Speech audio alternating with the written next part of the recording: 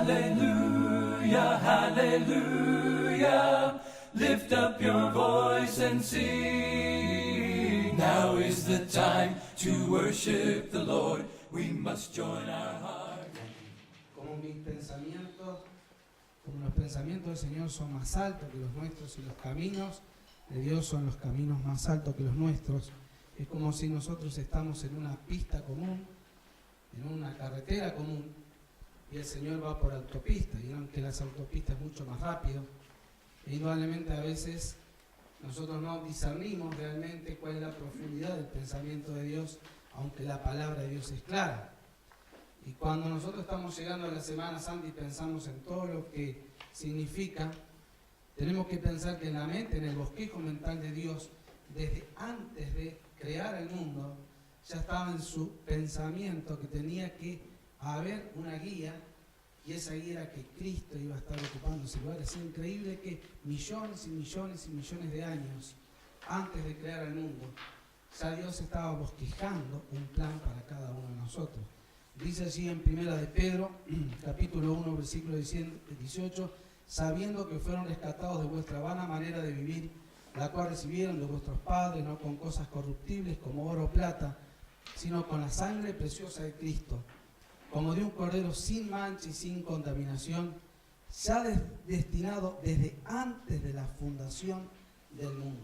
Desde antes de la fundación del mundo. Miren esto qué profundo. Nosotros ya estábamos, cada uno de nosotros, muchas gracias, en la mente de Dios. Cada uno de nosotros. Miren lo que significamos cada uno para el Señor. Cada uno de nosotros tiene un significado. Cada uno de nosotros tiene un ADN diferente y con un propósito diferente, porque somos diferentes cada uno ante los ojos del Señor. Hay dos gemelos idénticos, compartieron todo lo mismo de la mamá, pero se diferencian en la genética, se diferencian en la huella dactilar. Somos cada uno absolutamente diferentes. Vamos a Marcos, por favor. Estamos terminando Marcos. Vamos a empezar con otra serie. Marcos capítulo 11. Y allí justamente habla de la entrada triunfal en Jerusalén. Vamos a tomar tres temas. Entre la entrada triunfal de Jerusalén y la muerte de Cristo, hay muchos eventos. De hecho, los evangelios tienen un gran porcentaje de riqueza en esta poca semana, en estos pocos días.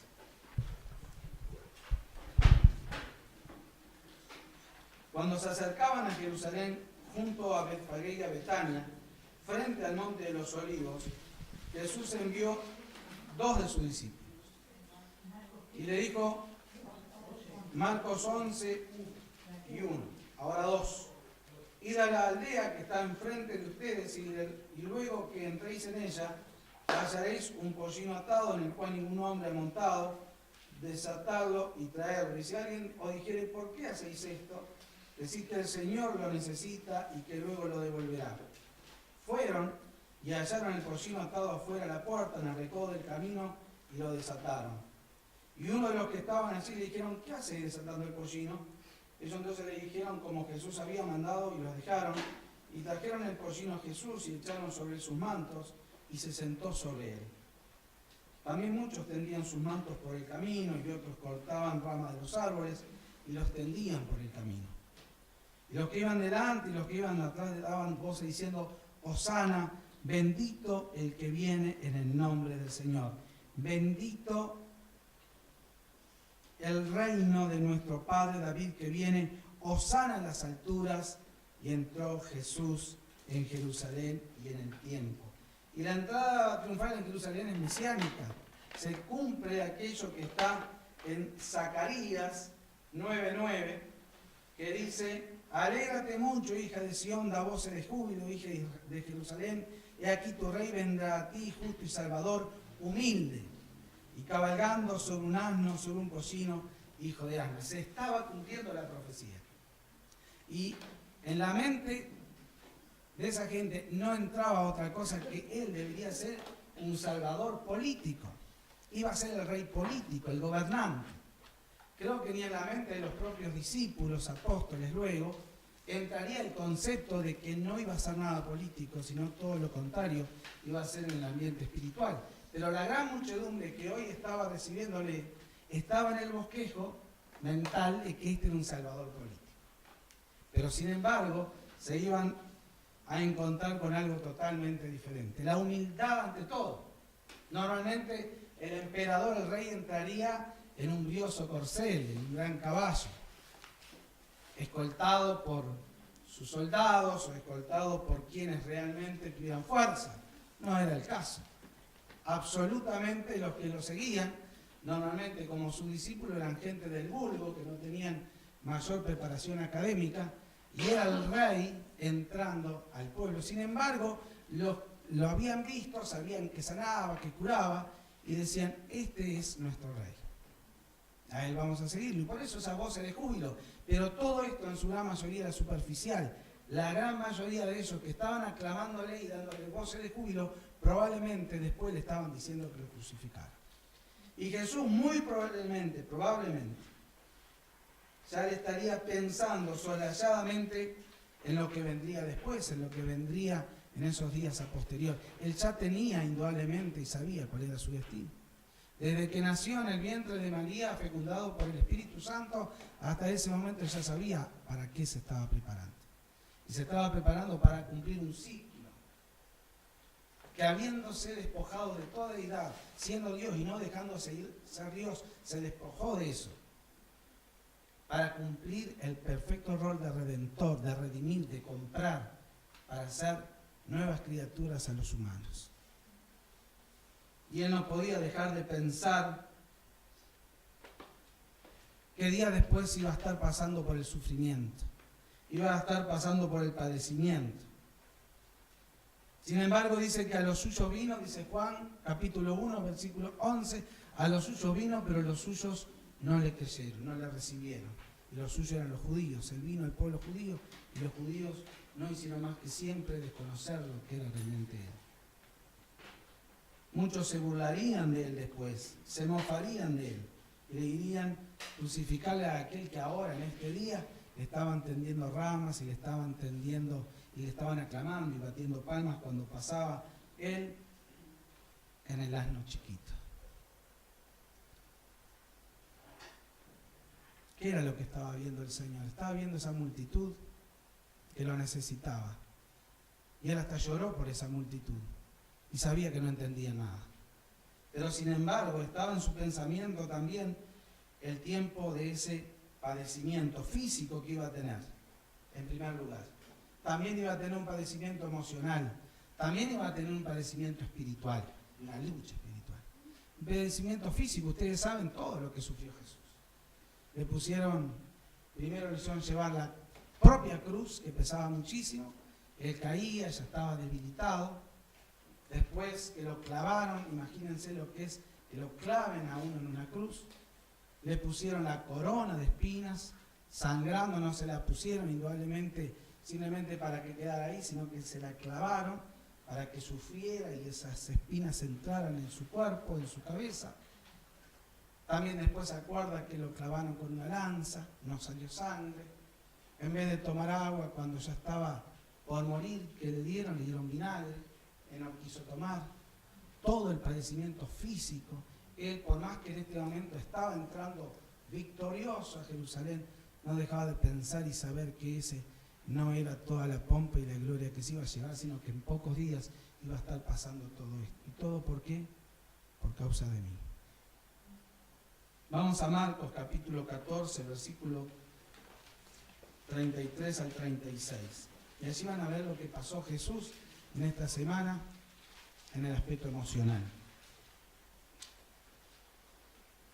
Marcos 14, 33. Y si tomó consigo a Pedro y a Jacobo y a Juan y comenzó a entristecerse, a angustiarse, y le dijo: mi alma está muy triste hasta la muerte. Quédense aquí y velad. Yéndose un poco adelante, se postró en tierra y oró que si fuese posible pasase de él aquella hora, y decía: Abba, Padre, todas las cosas son posibles para ti, aparta de mí esta copa, mas no lo que yo quiero, sino lo que tú. Hasta el último minuto le estaba queriendo zafar de esa situación, pero él sabía que estaba designado para tal momento. Esta era una lucha de una tristeza y una angustia sin igual. Ya había quedado atrás entonces la bienvenida. Y ahora estaba enfrentándose a la soledad, porque una de las cosas primordiales es que él enfrentaba la batalla en oración. Él decía, voy a orar, y clamaba y derramaba inclusive lágrimas de sangre le caía. Tal era la lucha que tenía. Y una de las cosas importantes cuando nosotros vamos a enfrentar una batalla es ir a la batalla en oración. Si vamos con nuestros recursos humanos y las cosas humanas, probablemente nos haga la cosa bien. Pero lo más importante es ir a la batalla. Y a veces que tenemos batalla con nosotros mismos, luchamos con nosotros mismos, con las cosas que nosotros mismos entendemos que no son buenas y estamos luchando, o las cosas de afuera que son adversidades, o los proyectos que tenemos, lo que tengamos. Vamos a la batalla y lo primero tiene que ser la oración. Y lo segundo, los amigos, los cristianos, los hermanos en la fe. Él le dijo, vengan conmigo, quiero que sean mi soporte, mi ayuda, estén conmigo. Aunque ellos se dormían, pero él sabía que estaban ahí. Primera de Pedro 1, 18 al 21. Habla del padecimiento. Dice, porque también Cristo padeció una sola vez por los pecados, el justo por los injustos, para llevarnos a Dios. Y 4.1 de Primera de Pedro dice, puesto que Cristo ha padecido por nosotros en la carne, nosotros también armados del mismo pensamiento. Ese era el padecimiento de Cristo. Y hoy muchos sí festejamos que Él está entrando victorioso a Jerusalén. Pero también nos acordamos de ese padecimiento emocional, de sentirse solo, y que después allí exclamó, Padre, Padre, Eloi sabactani, ¿por qué te olvidaste de mí? Y después indudablemente que hubo, aparte de todo eso, una lucha espiritual. Colosenses capítulo 2 habla de esa lucha espiritual. Del versículo 13 al 15 habla de que el cual nos ha librado de la potestad de la tiniebla, está hablando de Cristo, y trasladado al reino de su amado Hijo, en quien tenemos redención por su sangre, el perdón de pecados. Dice en Colosenses capítulo 1 y capítulo 2, versículo 13, dice, a nosotros estando muertos en pecado y en la incircuncisión en vuestra carne, os dio vida juntamente con Él, perdonándonos todos los pecados, anulando el acta de los decretos que había contra nosotros, que nos era contraria, quitándola de en medio y clavándola en la cruz y despojando. Colosenses capítulo 2, versículo 15. Y despojando a los principados y a los potestades, los exhibió públicamente, triunfando sobre ellos en la cruz. Hubo una tremenda lucha espiritual. El diablo indudablemente que no quería ceder. Una nueva vida podría dar a partir de ahora a quienes le seguirían. La humanidad iba a cambiar. El personaje más importante de toda la historia de la humanidad es Cristo, no hay otro. Se podrá hablar de Mahoma, de Buda, de grandes revolucionarios, pero no hay nadie que cambió tanto la historia como Cristo. Eso hizo que en todas las áreas Él tuvo que vencer, pero también que salió vencedor y salió triunfador.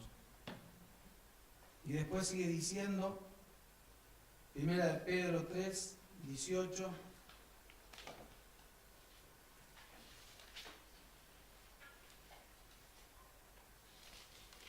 como decía, porque también Cristo padeció una sola vez, el justo por los injustos.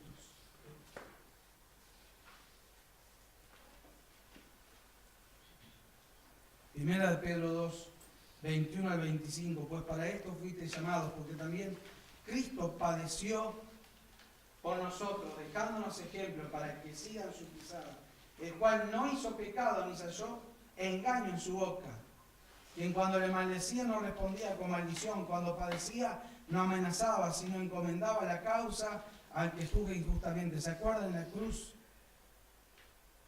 estaban repartiendo sus ropas. Y él le dijo, no les tomes en cuenta sus pecados.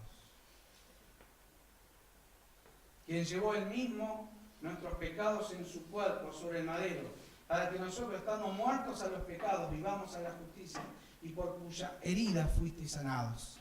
En la cruz hay salvación, y en la cruz hay sanidad. ¿Creen en eso? ¿Creemos en eso? El otro segmento que quería compartir era el de maldición de la higuera estéril. Vamos a Marcos, capítulo 11,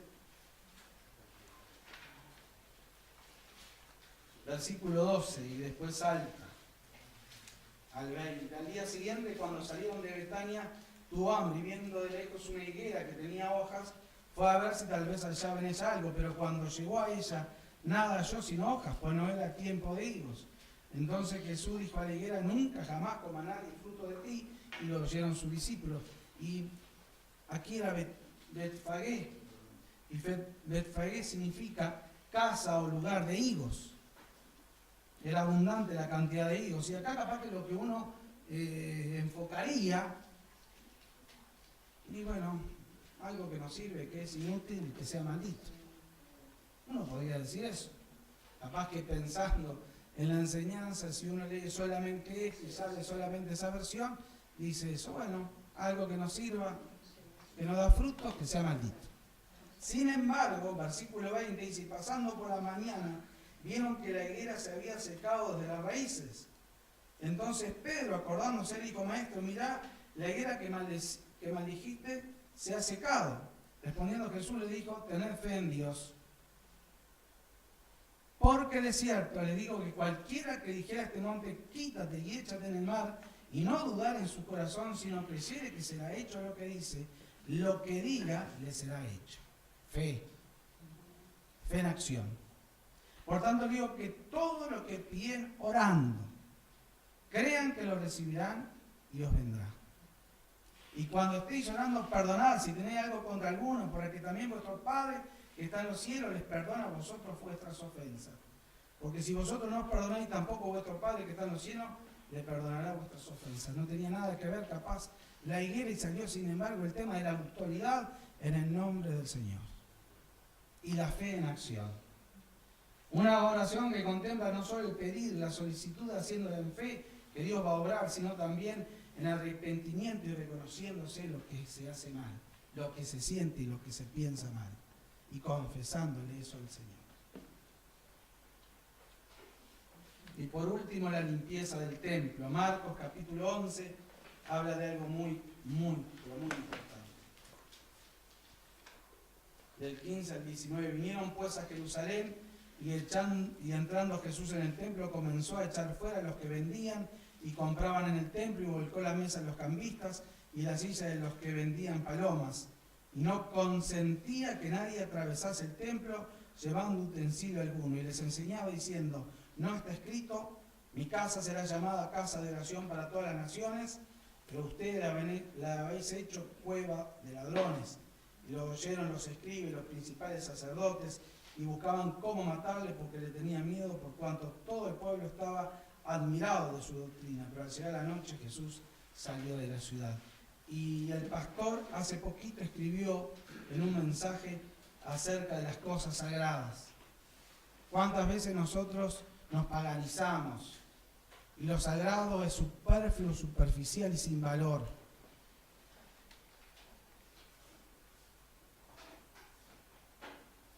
Y si fuéramos a hablar en términos espirituales, los filisteos no entran en la carne y en la mente. ¿Cuántas cosas filisteas paganas nos entran a nosotros por todos los sentidos? Y aún se mancha lo sagrado, lo sacro. Y el pastor estaba diciendo, hablando o refiriéndose a Josué capítulo 5, versículos 3 al 15, es un boletín, el número 8. El comandante del ejército del Señor le contestó, quítate las sandalias de los pies, porque el lugar que pisas es sagrado. Este templo, este lugar es sagrado. El dinero que se levantó ahora en nombre del Señor es sagrado. Los hermanos que estaban ministrando aquí en la alabanza y en la oración están haciendo algo sagrado. El hermano Eduardo, cuando está allá en el sanatorio haciendo de pastor, porque está haciendo de pastor, está haciendo una tarea sagrada. Nosotros cuando hablamos con alguien en nombre del Señor, cuando testificamos, estamos haciendo una tarea sagrada. Y decía el pastor, el comandante jefe se nos presenta con un llamado al orden. Quítate las sandalias porque este lugar es sagrado. Hay cosas sagradas, dice el pastor, en nuestra vida y sobre todo en la vida de servicio al Señor que son sagradas, diferentes y separadas, que requieren otra actitud y atención de nuestra parte. Sagrado es el tiempo separado para el Señor y su servicio. Sagradas son las personas todas que forman parte de la familia de Dios. Sagradas son las relaciones entre los hermanos de la comunidad. Sagrado es el uso de objetos, lugares y bienes destinados a la obra del Señor. Los que enseñamos la palabra de Dios, recontra sagrado. Los que sirven afuera no tienen por qué hacer en el templo cosas sagradas. Lo sagrado es lo que merece un respeto excepcional y no puede ser ofendido por estar dedicado a Dios y a su culto. El sacerdote, cuando iba a ministrar, hasta el calzoncillo tenía que ser único y no usado, porque estaba siendo consagrado a Dios. Lo más íntimo de todos nosotros, desde la ropa y las cosas, objetos materiales que usamos, todo eso es sagrado. Cuando traemos un bebé y lo presentamos delante del Señor, que son nuestros hijos normalmente, eso se convierte en algo sagrado. Si usted agarra y compra un auto y lo bendice en el nombre del Señor y da cosas, esa cosa, ese objeto, por más que tenga solo 4 ruedas y un volante, es objeto sagrado dedicado al Señor. Usted puede consagrar su vida al Señor. A veces decimos, levanto mis manos, te consagro, Señor. ¿Qué consagramos? El tiempo, el dinero. ¿Qué consagramos al Señor? ¿Cuáles son las cosas sagradas? Creo que el paganismo ha entrado en nosotros y todo lo que compramos y ganamos decimos que lo compramos gracias a nuestro sacrificio. Y no pensamos que si tenemos vida, que si tenemos salud, que si tenemos un trabajo, si tenemos todo lo que tenemos, es por gracia infinita y misericordia del Señor.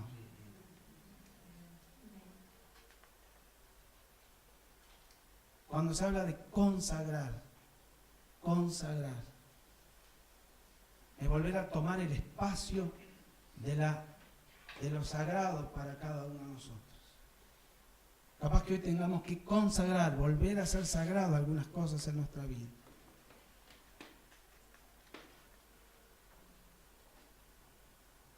Marcos 13,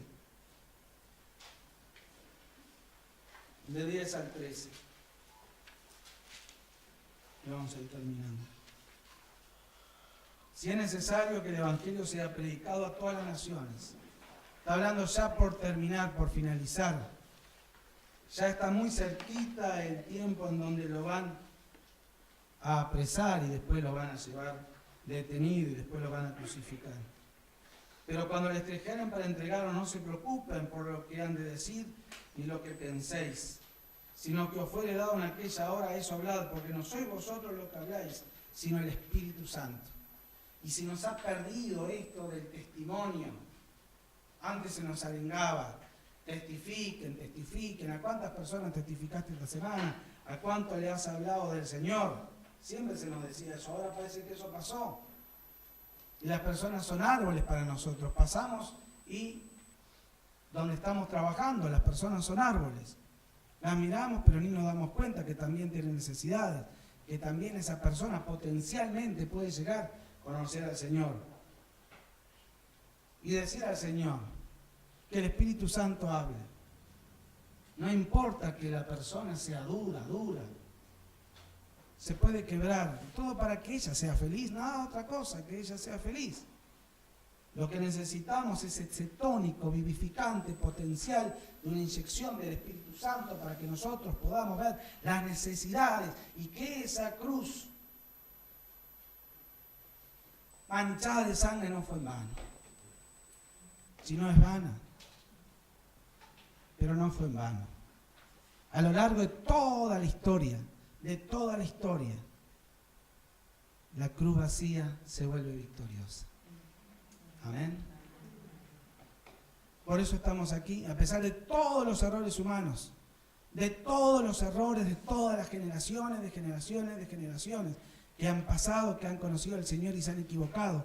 Igual, la palabra de Dios y el mensaje de ese Cristo sufriente, pero también vencedor, sigue llegando y sigue multiplicándose.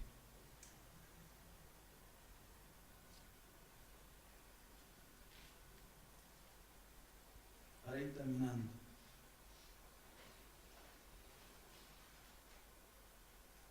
Primera de Pedro.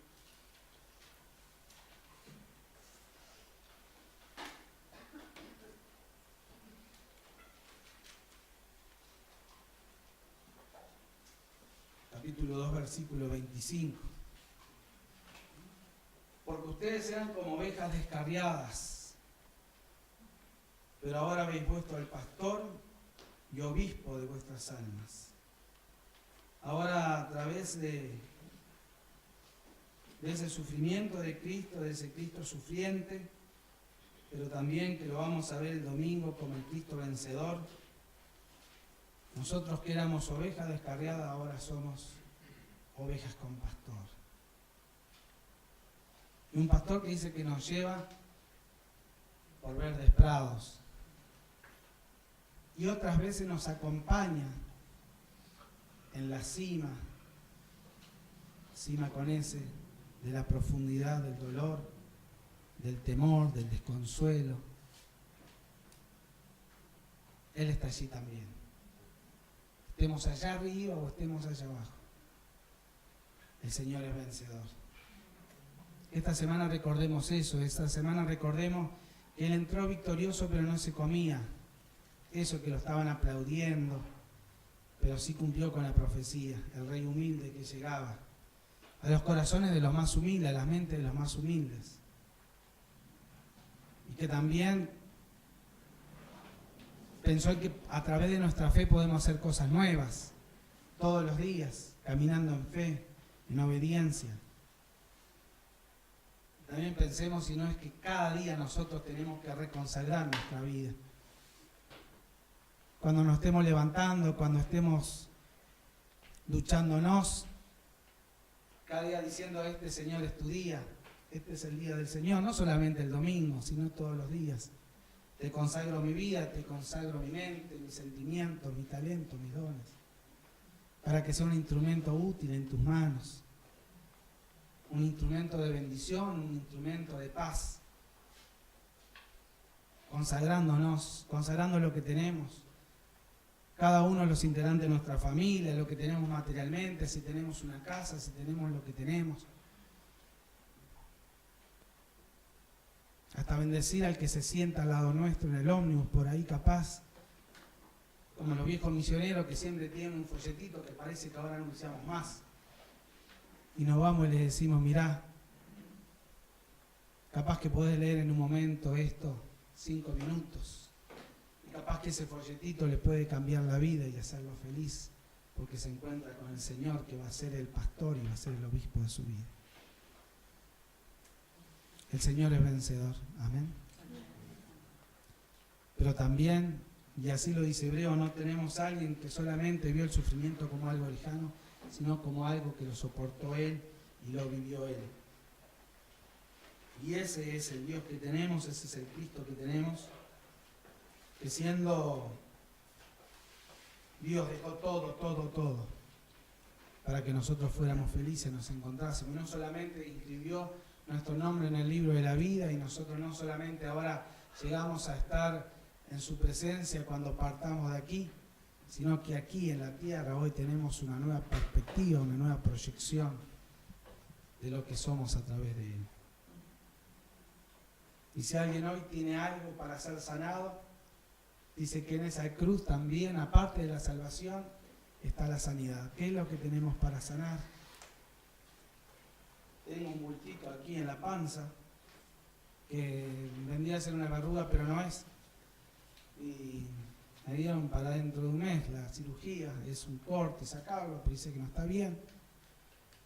Y yo ayer oraba, Señor, bueno, reventá eso, es una tontería. Pero como a mí es una tontería, a otros tienen problemas serios. Hace poquito Yo pedí oración por Sandra, tiene 47 años, vive en Colombia. Le detectaron un tumor en un seno, en el seno derecho, y se lo extirparon hace un mes. Le extirparon el tumor y le extirparon un ganglio. Y cuando dicen que pasa anatomía patológica y hasta que no está resultado, toda la gente está en un temblor. ¿Qué pasará? ¿Qué se descubrirá con la anatomía patológica? ¿Cómo estará el tumor? Pero gracias a Dios que cuando le dan el resultado no tenía metástasis, estaba todo controlado y no era necesario sacar el seno que pensaban que capaz que tendrían que sacarlo.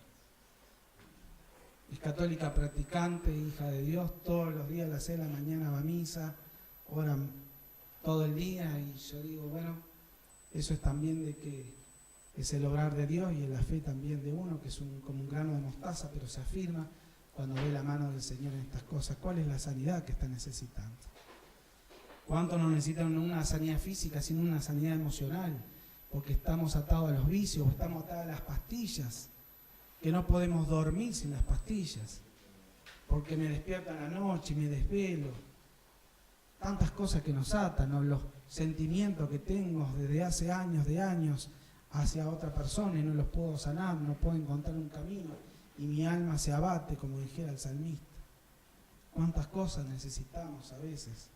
De una sanidad, una limpieza que entre, corte y saque toda esa basura con el bisturí del Señor. Pero el Señor es vencedor y Él allí triunfó y también nos da sanidad. Amén. Hallelujah, hallelujah. Lift up your voice and sing. Now is the time to worship the Lord. We must join our hearts.